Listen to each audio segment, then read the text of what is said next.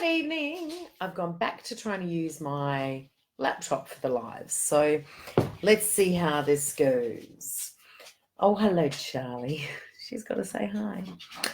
So tonight I wanted to talk about how do you know when, you can see the Luva light thing. How do you know when you're actually setting the right goal? So for many of us, we set goals and we think they're right, and they might be based on conversations with other people. It might be based on what you've seen. It might be based on, I don't know, something when you were little, your mum said, you should get that in life.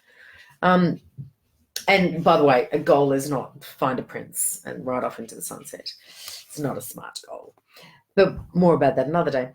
So, but how do you know? Like, apart from, one of the ways I know I definitely like people to work with is trust your gut. Like that intuition, that feeling that you're on the right path. That's as good a place as any to start, I personally think.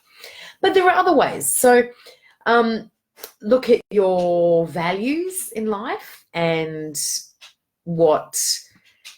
how your goal might fit in with them. That's a really good way of knowing if it's the right kind of goal for you. Because if it's not aligned, like if you've got your values and your goals and they're not aligned, they're like that, then it's not the right goal for you, because you won't commit, you won't put in the work. You'll start to feel a bit of resentment or a bit of resistance towards what you want to do if that goal's not beautifully aligned with your values. And I don't think we talk about values enough. So I've talked about them a couple of times. So chances are I'm going to keep talking about them because I think it's really important to talk about values.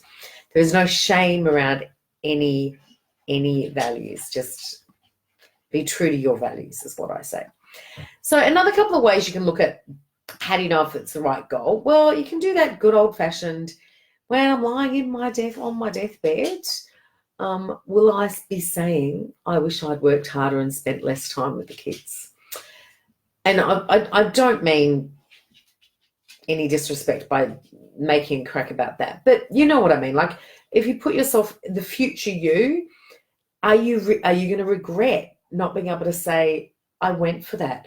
Not even necessarily I achieved that, but I worked my ass off in the pursuit of my goal. Okay, that's kind of the big one, I think, is actually the action, because it's not, we all heard the saying, it's not about the destination, it's about the journey. And it truly is. Like, as you're doing something in life, you become a different person. You learn new skills, you get rid of baggage, you expand your mind, personal development at the wazoo, So that's another one to really look at. Look at, how does your goal, we talked about the values but look at values, how you feel, your deathbed. Another one is, how is your goal contributing to the world or to the people you love? With whatever your passion is if you're a very passionate environmentalist, is your goal contributing in that? Is there, in some ways, your goal reaching others rather than it just being you-centric? Okay, so that's a good one.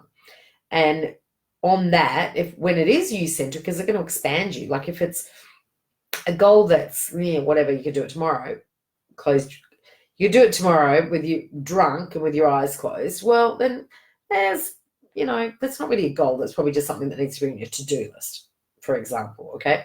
So there are a couple of things I want you to look at. And the other one is a bit of a funny analogy, but I think it works, is, when you're shopping and you see something and you really, really love it, and you go, oh, God, it's just that bit too much money. No, I don't want to spend that money at the moment. Oh. And then you ask yourself the question, okay, I'm making assumptions here. I ask myself this question.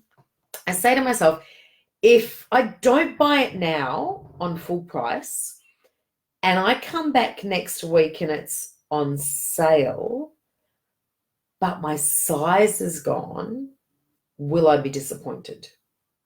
So you're taking the money mattering out of the equation. If it was on sale, would I buy it? Yes.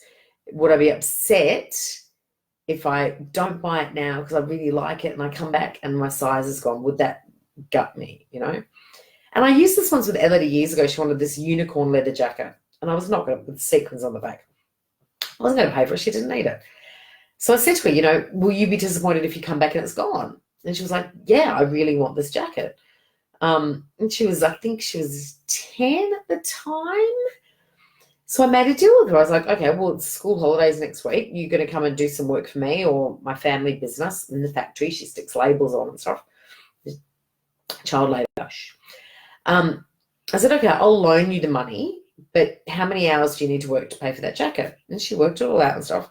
And she bought that jacket. And she truly would have been really disappointed not getting that jacket. And I think you need to look at your goals like that. Like if you think to yourself, okay, if my circumstances change in a month, in a year, and I haven't started work on that goal, will I be bitterly disappointed in myself, in the world, and where I'm at, how I'm feeling? Will that impact me having not worked on it? Will the working on it, regardless or not of the outcome, does that feel better than not the possibility of not working on it and being in the same situation?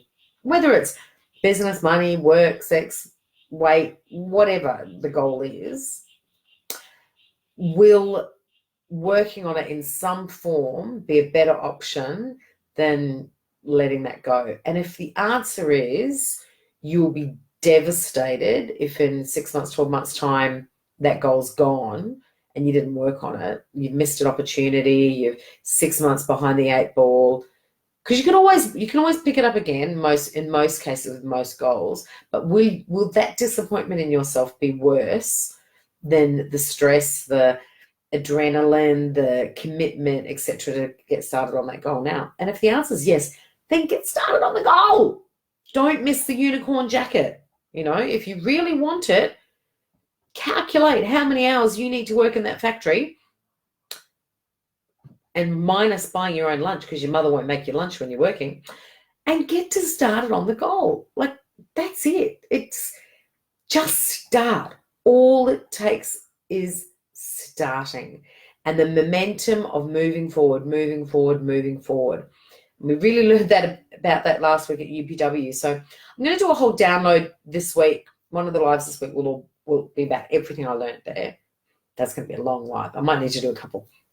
But yes, the momentum moving forward. So if that goal is going to really upset you to not go for it, that's when you really know it's a goal for you. Don't miss the unicorn jacket. Don't miss the unicorn. That can be my new mantra. Don't miss the unicorn jacket. If you really want something, get the unicorn jacket. There you have it. That'll be it. So, yeah, tell me what you're doing for your goals at the moment. I would love to hear. Let me know if this is better on my laptop. I'm still not quite sure where to look. Straight in the green light. I'm getting there. 100 and a couple of days in, and I'm getting better. Okay, mwah, night.